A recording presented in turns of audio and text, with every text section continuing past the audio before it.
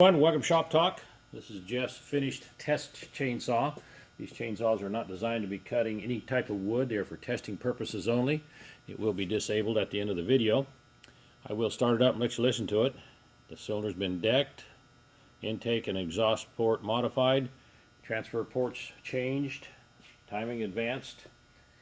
And let's fire it up and listen to it.